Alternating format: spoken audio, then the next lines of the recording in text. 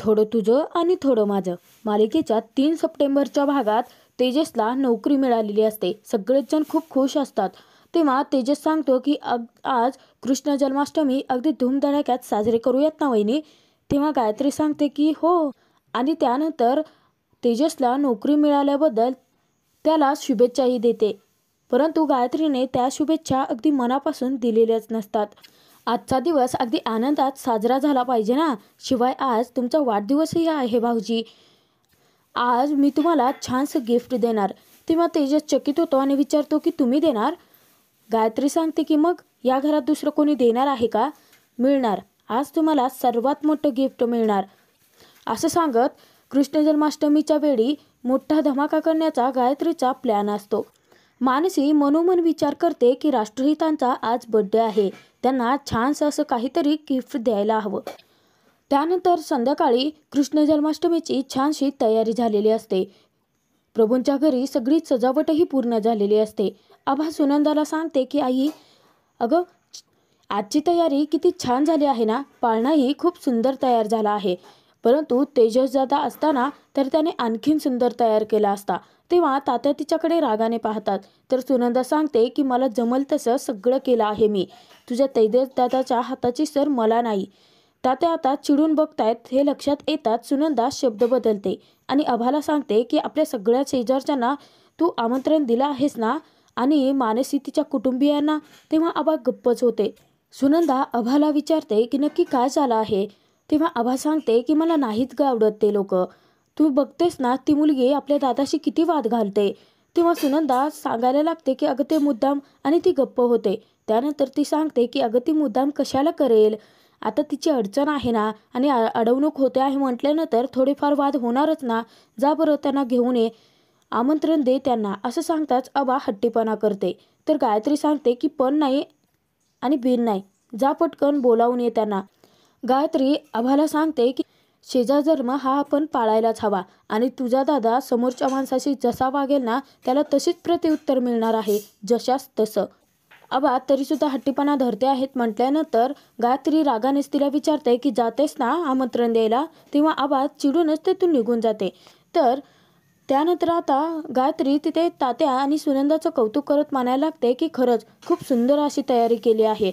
म्हणजे दरवर्षीप्रमाणे अगदी धूमधडाक्यात याही वर्षी आपल्या प्रभूंच्या घरात सण साजरा होणार. तेव्हा सुनंदाचा चेहरा पडलेला तिच्या लक्षात येताच ती विचारते की सासूबाई, अहो तुमचा चेहरा का पडलेला. हां, माझ्या लक्षात आलं. तुमचा कृष्ण नाही आहे ना घरात. गायत्री मुद्दाम आता त्या गोष्टी उकरून काढून त्यांना त्रास देत असते. त्यांना डिवचत असते. ती म्हणायला लागते की आज त्यांचा वाढदिवस आहे ना. आणि तुमच्या हातचे दहीपोहे नाहीत खाल्ले. त्यामुळे तुम्हाला वाईट वाटत असेल ना. त्यानंतर गायत्री सुनंदाला सांगते की मीही तुमची अवस्था समजून घेऊ शकते. कारण मलाही मुलगा आहे. तो आमच्या जवळ नाही तर हॉस्टेलवरती राहतो. तात्यासाहेबांनाही खूप यातना होत असतील हे सगळं करत असताना. त्यानंतर गायत्री सुनंदाचा हात हातामध्ये घेते आणि तिला सांगते की सासूबाई, आज मी तुम्हाला वचन देते आहे की तेजसचा वाढदिवस आज साजरा होणार.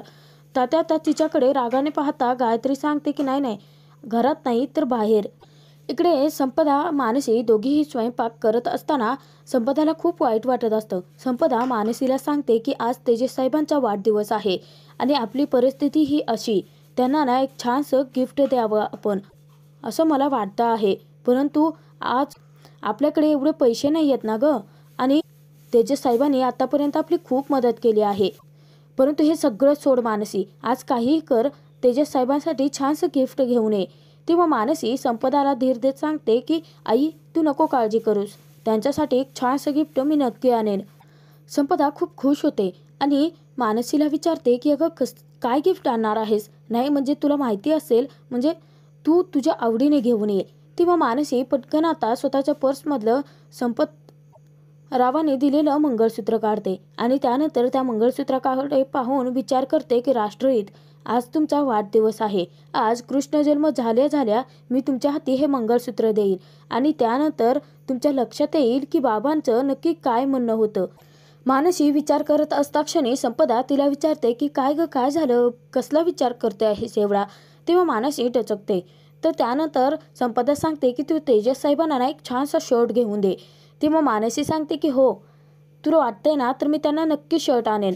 इतक्यात आभा येते. आभा आल्यानंतर मानसी तिला आतमध्ये बोलवत असते. मानसीला पाहता आभा खूप चिडलेली असते, परंतु ती संपदाला हाक मारते आणि तिला कृष्ण जन्माष्टमीचं घरचं पूजेचं आमंत्रण देते.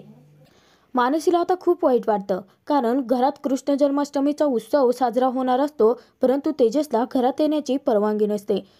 तेजस अंगणामध्ये इकडे तिकडे फेऱ्या मारत असता आता शेजारच्या सगळ्या बायका पूजेसाठी प्रभूंच्या घरी आलेल्या असतात. तेव्हा तिथे तेजसला विचारतात की तो बाहेर काय करतो आहे. तेजस आता विषय बदलत त्यांची विचारपूस करतो. त्यानंतर त्या बायका तेजसला म्हणायला लागतात की तेजस, दरवेळेसारखा आज तू पाळणा गाणार आहेस ना रे? नाही म्हणजे दरवर्षी तुझ्या गाण्याशिवाय कृष्ण जन्माष्टमी साजरा होत नाही ना, म्हणून म्हटलं.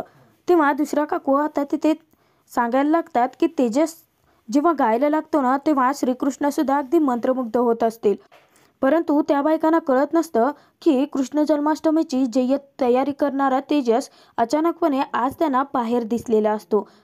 अभाला खूप वाईट वाटतं. अभा म्हणायला लागते की दादा, मी तुझं काही एक ऐकणार नाहीये, चल बरं तू घरामध्ये. तेव्हा तेजस तिला थांबवतो आणि विचारतो की काय झालं आहे अभा. अभा म्हणायला लागते की दादा, आज सगळेजण बाहेरचे आपल्या घरात उत्सव साजरा करण्यासाठी येणार आहेत आणि आज तू बाहेर आहे.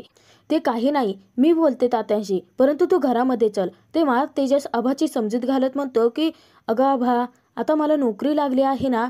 तेव्हाही तात्या काहीच बोललेले नाही आहेत, परंतु माझी खात्री आहे की ही नोकरी करून मी गायत्री वहिनीचे पैसे फेडून टाकेन ना, तेव्हा तात्या अगदी मानाने खांद्यावरती हात ठेवून मला आपल्या घरात परत घेतील. तेव्हा अभा खूप रडत असते. तेजस तिला समजावतो की अगं, आज माझा वाढदिवस आहे, कृष्ण जन्माष्टमी आहे आणि तू रडतेस कशाला. तेजस अभाचे डोळे पुसतो आणि तिला म्हणायला लागतो की अगं स्माईल दे, छानसं स्माईल दे. तेव्हा अभा हसल्यानंतर तिची थट्टा करत तेजस म्हणतो की काय हसतेस काय, जा ना, जाऊन आईसोबत कामं करू लाग तिला, बायका यायला लागलेत ना आता. तेव्हा अभा चिडते तर तेजस तिच्यावरती हसायला लागतो. तर कारस्थानी गायत्रीचा आता तेजसची नोकरी घालवण्याचा जबरदस्त प्लॅन असतो. हेच तर ती सर्वात मोठा धमाका करणार असते गिफ्ट देण्याचा. तिने गायत्रीने आता LB कोचिंग क्लासेसमध्ये फोन केलेला असतो आणि तेजसबद्दल चौकशी करते. तेव्हा तेजसचं सर खूप कौतुक करतात. तर गायत्री सांगते की हुशार आहेच तो तितका, परंतु त्याची हुशारी ना फारशी चांगल्या कामांसाठी नसते. गायत्री मुद्दाम त्यांना सांगते की जे तेजसला तुम्ही नोकरी दिली आहे ना, ते तेजस साहेब हल्लीच आता पोलीस स्टेशनमध्ये जाऊन आले आहेत. दररोज हजेरी लावायला जावं लागतं त्यांना पोलीस स्टेशनला. तेव्हा त्या सरांना तर मोठा धक्काच बसतो आणि कोचिंग क्लासेसचे सर तिथे म्हणायला लागतात की काय, परंतु याबद्दल आम्हाला काहीच माहिती नव्हती. गायत्री तिथे सांगते की नाही म्हणजे तुम्ही शाळेतले शिक्षणाचे सगळे सर्टिफिकेट चेक केले असतील ना, कॅरेक्टर सर्टिफिकेट तुम्ही कुठे चेक केलं असणार आहे. तेव्हा सर गायत्रीला म्हणतात की म्हणजे आमची निवड चुकली म्हणायची. गायत्री मुद्दाम आता त्यांचे कान भरत सांगायला लागते की मुलं म्हणजे आता उद्याचं भविष्य असणार आहेत ना, आणि त्या मुलांसमोर हा असा आदर्श ठेवायचा का आपण. नाही म्हणजे त्या तेजसने स्वतःच्याच घरात चोरी केली आहे आणि पोलीस स्टेशनमध्ये होता तो. मग अशा माणसाला मुलांनी गुरुस्थानी कसं ठेवायचं ना. ते सर आता खूप चिडतात आणि ते आता भडकलेले असता म्हणायला लागतात की मी आत्ताच्या आत्ता त्यांना फोन करतो आणि त्यांची नोकरी केल्याचं सांगतो. गायत्री त्यांना सांगते की अहो थांबा थांबा, आत्ता कुठे, आज वाढदिवस आहे ना त्यांचा, आणि शिवाय आज श्रीकृष्णांचा सुद्धा वाढदिवस आहे, त्यामुळे आत्ता नको, 12 वाजता येऊ देत ना कॉल. तेव्हा ते शिक्षक आता गायत्रीला सांगतात की बरं ठीक आहे, त्यांना मी 12 वाजता बरोबर कॉल करून त्यांची नोकरी गेल्याची बातमी देईन. गायत्रीला हेच तर हवं असतं की तेजसला नोकरीच मिळू नये, आणि तेजस जर असाच फिरत राहिला तर तो तिचे पैसे नाही फेडू शकणार, कारण प्रभूंच्या घरात तेजस हा एकच असा व्यक्ती असतो की जो गायत्रीला टक्कर देऊन तिचं वर्चस्व हटवू शकत असतो. इकडे गायत्रीने फोन ठेवल्यानंतर जेव्हा ती आरशामध्ये पाहते तर तिला खूपच मोठा धक्का बसतो, कारण तिच्या पाठीमागे दरवाजात मध्ये अभा उभी असते. तेव्हा तिला वाटायला लागतं की आता अभाने जर सगळं बोलणं ऐकलं असेल तर आपला प्लॅन फसेल. आबाला आता ती घाबरतच विचारते की काय ग, काय झालं, तू इथे कशी. तेव्हा आबा सांगते की वहिनी, पूजेची सगळी तयारी झाली आहे, शेजार पाजारच्या सगळ्या बायका आल्या आहेत, त्यामुळे तूही येतेस ना. तेव्हा गायत्रीचा जीव भांड्यात पडतो. गायत्री आभाला सांगते की बरं ठीक आहे, तू जा पुढे, मी येतेच.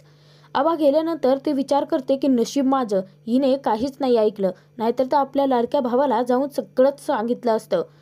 त्यानंतर त्याच्यासाठी तिने गिफ्ट आणलेलं असतं. गायत्री ते गिफ्ट हातामध्ये घेते आणि म्हणायला लागते की आजची कृष्ण जन्माष्टमी खूप खास आहे. प्रभूंच्या घरात खूप मोठा धमाका होणार आहे. तेजस इकडे एकटाच बाहेर विचारात बसला असता क्षणी तिथे दिनेश येतो आणि दिनेश तेजसला घाबरवतो, परंतु तेजस त्याला घाबरतच नाही. त्यानंतर तेजस आता भॉग केल्यानंतर दिनेशचीच घाबरगुंडी उडते. तेव्हा तेजस त्याची थट्टा करत म्हणायला लागतो की अरे वा, आमचा बोका आता वाघ होऊ लागलाय. तेव्हा दिनेश सांगतो की काय रे, मोठा भाऊ आहे ना मी तुझा, माझी कसली मस्करी करतो आहेस आणि तू इकडे, मला तुझ्याशी महत्त्वाचं बोलायचं आहे. त्यानंतर दिनेश हा तेजसला बाजूला घेऊन जातो आणि त्याच्यावरती तो चिडलेला असतो. तो सांगतो की काय रे, एवढा तू हुशार आहे, तुझ्या हुशारीचा साधा तुला उपयोग करता येत नाही. गायत्री समोर तुला नोकरी मिळाल्याची गोष्ट कशाला सांगायची होती. तेव्हा तेजस सांगतो की मला काही हौस नव्हती त्यांना सांगायची, मला तात्यांना सांगायचं होतं. तर दिनेश बरोबर विचार करत असतो. दिनेश तेजसला सांगतो की अरे आता ती गायत्री कधी कुठे आणि कसा खोडा घालेल ना सांगता येत नाही, तू ना चुकला आहेस तेजस. तेजस उलट दिनेशला सांगतो की दादा, ऑलरेडी नोकरी मिळाली आहे आणि तू घाबरू नकोस, आता सगळं ठीक होणार आहे. तेव्हा दिनेश खूप घाबरत असतो. तो तेजसला सांगतो की तेजस, हे बघ, आता तात्यांना जर परत तात्यांचा विश्वास कमवायचा असेल तर तुला ही नोकरी आता टिकवावी लागेल आणि आता स्वतःचा विचार करायला शिक बाबा. त्यानंतर दिनेश दादा बाईकची चावी तेजसच्या हाती टेकतात आणि त्याला सांगतात की नवीन नोकरी आहे, असं चालक नको ना जाऊ, आजपासून माझी बाईक तुझी आहे, तुझा वाढदिवस आहे ना आज. तेव्हा तेजस सांगतो की गायत्री वहिनी.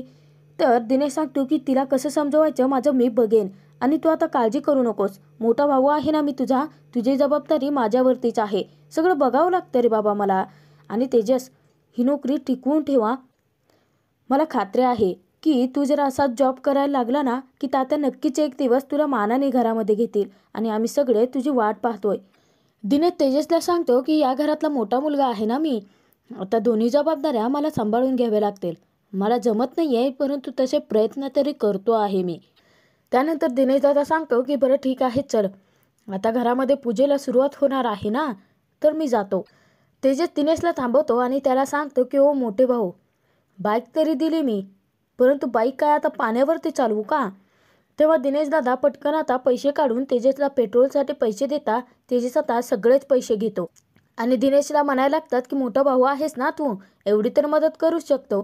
तेव्हा दिनेश हसून आता तेजसला घट्ट मिठी मारतो. दिनेशने अगदी योग्य पद्धतीने तेजसला समजावलेलं असतं. गायत्री किती नीच बाई आहे हे त्याला चांगलंच माहिती असतं. तेजसच्या नोकरीच्या बाबतीत ती खोडा आणूच शकते, ही दिनेशची भीती आता खरी ठरणार असते. प्रभू निवासात सगळ्या बायका जमल्यानंतर तिथे सुनंदा त्या सगळ्या बायकांना हळदी कुंकू लावून घेते. तर शेजारच्या आलेल्या ज्या बायका असतात त्या काकू तेजसचं खूप कौतुक करत असतात. ते म्हणतात की यावर्षी सुद्धा तेजसने जय्यत तयारी केली आहे बरं का, डेकोरेशन सुद्धा किती सुंदर केलं आहे. त्यानंतर तिथे दुसऱ्या काकू सुनंदाला विचारतात की परंतु आम्हाला एक कळत नाही आहे, तेजस घराच्या बाहेर काय करतो आहे, तो आत काय येत नाही आहे. त्या काकू आभाला सांगतात की अगं जा पटकन तेजसला बोलावून घेऊन ये. इतके तेजस तात्या येतात आणि तात्या त्यांना सांगतात की तेजस या घरात नाही येणार आहे, कारण त्याला शिक्षा केली आहे मी. सुनंदाला तेजससाठी खूप वाईट वाटत असतं. सुनंदाला आता खूप वाईट वाटत असतं. तेव्हा तात्या सुनंदाला सांगतात की सुनंदा समजून घे जरा. आणि त्यानंतर तात्या सगळ्या बायकांना सांगतात की चला पूजेला आता सुरुवात करायची आहे. इतक्यात गायत्री बाहेर येते. बायका आता तेजसबद्दल कुजबुजत असतात, परंतु त्यांचा विश्वास असतो की तेजस इतक्या खालच्या पातळीला उतरणारा मुलगाच नाहीये. तर गायत्री आभाला विचारते की काय गं, अजून आपले शेजारी कशी काय आले नाही आहेत. आभा सांगते की मी त्यांना जाऊन आमंत्रण दिलं होतं, माहिती नाही. सगळेच जण आता मानसी तिच्या कुटुंबियांची वाट पाहत असतात. बाहेर तेजस आता इकडे तिकडे फेऱ्या मारत असतात. तिथे मानसी आणि तिचे कुटुंबीय आता प्रभूंच्या निवासात जात असतात. तेजस समोर दिसतो. तेजस त्यांना सांगतो की प्रभू निवासात श्रीकृष्ण जन्माष्टमीचा उत्सव खूप मोठा असतो, त्यामुळे या पूजेसाठी तुमचे स्वागत आहे. आणि एक सांगतो लकीचाम, माझ्या आईच्या हातचे दही पोहे खाल्ल्याशिवाय जायचे नाही या. नाही म्हणजे तहान लाडू, भूक लाडू ते खाल्ल्यानंतर जिभेवरती चव अजूनही रेंगाळते आहे ना, अगदी तसंच दही पोहेच असतात परंतु आई ना इतक्या वेगळ्या पद्धतीने करते ना की ती चव तुम्ही कधीच विसरूच शकणार नाहीये. खाल्ल्याशिवाय येऊ नका. तेव्हा मानसीला आता तेजसबद्दल खूप वाईट वाटत असतं. मानसी विचार करते की परंतु राष्ट्रहित तुम्ही बाहेर असे. इतक्यातच गायत्री मानसीला हाका मारत बाहेर येते. गायत्रीचा आवाज ऐकता क्षणी तेजस मुद्दाम आता मानसीसोबत वाद घालत म्हणायला लागतो की जा, घ्या तुम्ही दर्शन, तुम्हाला परवानगी आहे ना, परंतु आम्ही काय दरवाजातूनच घेणार, जा जा जा इथून. तेव्हा गायत्री येते आणि मानसीला सांगते की मानसी, येत आहे ना तुम्ही, आणि तुम्हाला या घरात दर्शन घेण्यापासून कोणीच अडवणार नाहीये, अगदी बाहेरची माणसं सुद्धा नाही. तेव्हा तेजस तिरक्या नजरेने रागाने तिथे गायत्रीकडे पाहत असतो. त्याच्याकडे तो हक्कच नाहीये ना. तेव्हा तेजस म्हणायला लागतो की अच्छा, परंतु महत्वाचे हक्क तर माझ्याकडेच आहेत ना वहिनी, ते तुम्हाला कधीच मिळणार नाहीयेत. खरं तर तेजस आता प्रॉपर्टीच्या पेपरवरती ज्या सह्या करायच्या असतात त्याच्याबद्दल बोलत असतो. तेव्हा गायत्री मानसीला सांगते की भुंगराऱ्यांच्या नादी लागायचं नसतं, माहिती आहे ना, चला घरामध्ये. आणि संपदा निधी जातात. मानसीही जाते. मानसी दरवाजामध्येच थांबते. मानसी विचार करते की कळत नकळतपणे का असे ना, परंतु या घराशी माझं काहीतरी नातं जोडलं जात आहे. त्यानंतर मानसी मुद्दाम आपली ओढणी खालती पाडते, खालती बसते आणि त्यानंतर उंबऱ्यामध्येच घरात जायच्या पूर्वी ती आशीर्वाद घेते. त्यानंतर ती घरामध्ये पाऊल टाकते. तर सगळे जमल्यानंतर तात्या आणि सुनंदा दोघांनीही आता श्रीकृष्ण जन्माष्टमीच्या पूजेला सुरुवात केलेली असते. तात्यांनी अगदी शास्त्रोक्त पद्धतीने श्रीकृष्णाची घरामध्ये पूजा केलेली असते. तात्यांनी आता पूजा केल्यानंतर तिथे सुनंदा येते. ती सुद्धा आता श्रीकृष्णाची पूजा करायला लागते. त्यानंतर सुनंदाने आता पूजा संपन्न झाल्यानंतर श्रीकृष्णांना पाळण्यामध्ये ठेवलेलं असतं. तिच्या डोळ्यातून अश्रू येत असतात, कारण तिला तिच्या कृष्णाची तेजसची खूप आठवण येत असते, कारण तेजसला घरात येताच येत नसतं. त्यानंतर प्रभुनिवासातले राहणारे सगळेच जण, दिनेश, गायत्री, सूरज, एक एक करून आता सगळेच जण पुढे येऊन श्रीकृष्णांना नमस्कार करत असतात. सगळ्यांनी आता आशीर्वाद घेतल्यानंतर पूजा तिथे संपन्न झालेली असते. मुद्दाम गायत्री सर्वांच्या समोर मानसी तिच्या कुटुंबियांचा अपमान करत म्हणायला लागते की चला, माझ्या कामाला येणाऱ्या भाडेकरूंचा हा आता मान. सगळेच जण धक्क्याने गायत्रीकडे पाहत असतात. हा भाग इथेच संपतो. पुढील भागात आपण पाहणार आहोत की सुनंदा खूप रडत असते. तिला तेजससाठी खूप वाईट वाटत असतं. तर तिथे तात्या सुनंदाला सांगतात की सगळे खोळंबले आहेत, पाळणा मन आता. तेव्हा सुनंदा जेव्हा पाळण्याची दोरी धरते तोपर्यंत तेजस इकडे आता बाहेरून मोठ्याने पाळणा गायला लागतो आणि त्याच्या आवाजाने सगळे मंत्रमुग्ध झालेले असतात. तेजस इतका सुंदर गाणं गातो हे मानसीला कळाले